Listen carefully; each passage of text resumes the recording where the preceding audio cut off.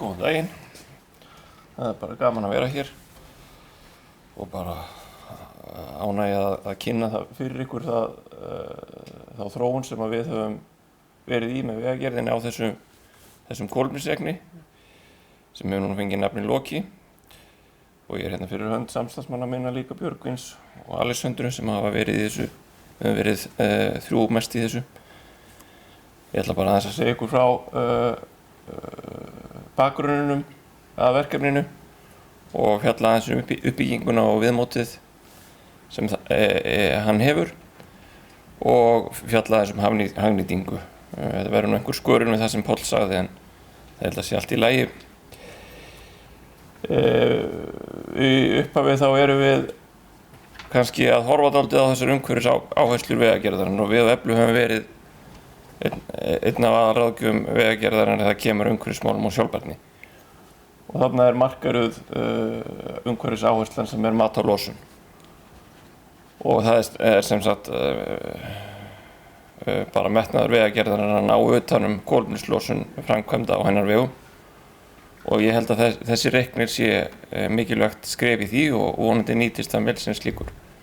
En það eru fleiri áherslur sem að þessi vinna getur skilað árangri með. Það til dæmis þetta með, sem Páll minntist líka á, að það hægt að meta á bara tiltölulega snemma í hönnunarferlinu losun vegna framkvæmda sem eru fyrirhugaðar og eru þá mögulega komnar inn á samgönguáætlun og ekki síst til að bera saman þá valkosti sem mögulega eru. Hvað var það til dæmis veglínur eða brúargerðir eða eitthvað slíkt og þá getur kolefnissporið verið einn af stikunum sem notaður eru slíkan samanburð. Og svo það neðar aðgerð áhersla 9 sem markmiðum samdrátt og kröfur í útboði og sem ég held að sé mikilvægt að fara að huga að núna, taka kannski aðeins fastari tökum að það að í útboðum sé einhvers konar umhverfisáhersla og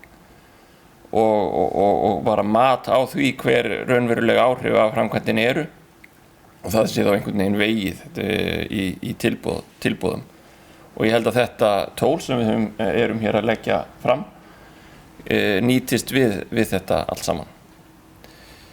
Þetta talar líka ágætlega við sem sagt aðgerðir í aðgerðaáætlun í vegvísi að vistvænni mannvirkjagerð sem var gefin út fyrir 2 árum og þarna tölusett aðgerð 5.1.1 sem losun framkvæmda vegagerðarinnar metið með uppsprettu og þessi reikning nýtist þar beint og svo kemur hann líka með svipuðum hætti og fyrir vegagerðaráherslurnar áðan. Hann skilar sér inn í fleiri aðgerðir. Þannig að hann nýtist við að meta skilyrði fyrir kolefnisspor opinberra framkvæmda. Hann getur nýst á almennum markaði og með framsetninguna á honum hvernig hann normaliserar eða sem sagt metur kolefnisspor á fermetri innviða þá getur orðið til svona grunnviðmiðum hvað sé eðlilegt að losna mikið kolefni fyrir metri á vegi, brú og svoleiðis og sem getur þá verið svona einkennandi fyrir þá framkvæmd og við höfum svolítið þá sýn að þetta komist svona ofar í umfjöllunina einstakar framkvæmdir.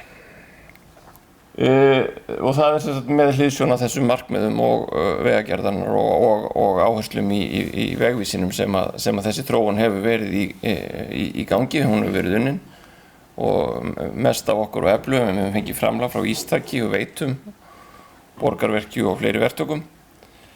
Og í þessari vinnu höfum við byggt sem sagt á reynslu sem á Eflu af vistfélagsgreiningum og einnig þessum notkun á þessum norrænu töflureiknum sem að Páll minntist á. Við erum svolítið að elta Norðurlöndin, þau eru komin kannski lengra og hafa meiri reynslu af því að nálgast hönnun með þessum hætti. En það hefur kannski að sama skapi gefið okkur ákveðið tækifæri til að sníða mögulega af eitthvað sem við sjáum sem vankanta á þeim verkfærum sem í notkun hér í Norðurlöndunum og svona þróa þetta aðeins með þeim hætti sem við teljum best nýtast hér á landi. og það eru mörg losunargildi til dæmis í þessum reikni sem eru svona staðfærð fyrir íslenska markað. Uppskiptingin í verkþætti í honum er aðlöguð að verkþættaskrá Vegagerðarinnar, en eins og við höfum lagt áherslu á þá nýtist þetta öðrum verkkaupum líka, sveitarfélögum og veitustofnunum. Og verður bara spennandi að sjá hvernig þetta þróast, því að eins og Páll minntist á þá er þetta nú ekki lokaútgáfa, ég held að það sé óraunhæft að vænta þess, en við erum ánægð með þetta sem fyrsta skref. Í loka þá erum við, eins og Páll minntist á, að reikna vistferðisfasana sem eru sem sagt A-fasarnir, það eru öflun hráefna, flutningur hráefna og vinna á verkstað, og svo eru við líka með endurnýjun sem er svona getur verið, kannski veigamesti kolefnislosun og þátturinn þegar kemur að mannvirkinu sjálfu. Það er þegar þarf að skipta hluta, eins og til dæmis bara nefnir sem dæmi malbik og vegrið, sem kemur þá inn á líftíman. Og það voru í þessari þróun gerðar svona prófanir og samanburður við eldri greiningar og þessar norrænu reikna og kom almennt frekar vel út bara. Þannig að við erum alveg höfum trú á því að þetta fangi nokkuð vel það sem er verið að gera annars staðar, og það verður gefnar út með þessar notkunarleiðbeiningar, og þar verða líka verið skilgreindar allar þær forsendur sem að liggja til grundvallar útreikningunum, sem ég held sé mikilvægt og lögð mikil áhersla á í vistfirðisgreiningur almennt. Við vitum að þetta er kannski ekki alveg upp á síðasta aukastaf nákvæmnin í þessu, en það er bara eins og með annað í rauninni, og mikilvægt bara að halda því til haga við hvað er verið að miða. Þetta er töflureiknir, og í honum eru sem sagt flipar fyrir innslátt magntalna fyrir hvern og einn verkþátt, og það eru sem sagt fjórir mismunandi flipar, það eru vegaframkvæmdir og svo eru brýr og styrkmannvirki, jarðgöng og svo gönguleiðir. En eins og Páll minntist á, þá er líka mönnum í lófa lagið að nota þetta þó sé að ræða annars konar framkvæmdir en falla undir þessa fjóra flokka. Til dæmis ég nefnir sem bara sem dæmi almenna jarðvinnu, bílastæði og slíkt, og svo hafnargerð, það sem við erum að vinna með flutning jarðefna og steypt mannvirki til dæmis. Og við sjáum fyrir okkur að þetta geti nýst opinberum aðilum og framkvæmda aðilum á almennum markaði, og að sjálfsögðu Vegagerðinni, og það er eins og Páll kom inn á, þá mun Vegagerðin gera kröfu að hann sé notaður í hönnun á þeirra vegum bara alveg frá haustinu, og verður sem sagt bara aðgengilegur og dreift á heimasíðunni.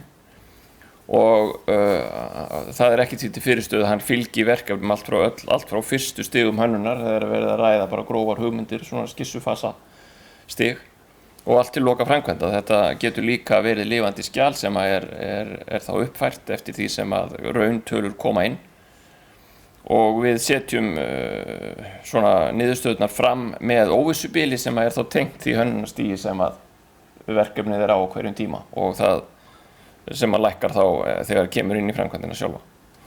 Sjáum við fyrir okkur. Það eru niðurstöðutöflur og það er margvísleg samantekt. Það er til dæmis hægt að sjá svona, fá innsýn aðeins í hvaða þættir það eru sem eru svona ábyrgir fyrir mestri kolefnislosun í hverri framkvæmd.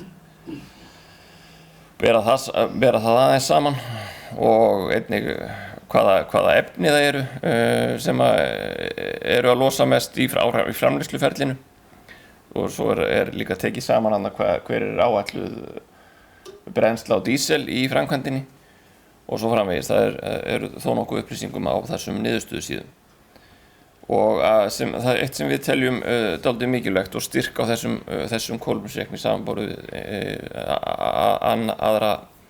önnur verkfæri sem við höfum séð, er að við sem sagt reiknum kolefnislosunin og setjum hana mjög skýrt fram sem losun á fermetri mismunandi innviða.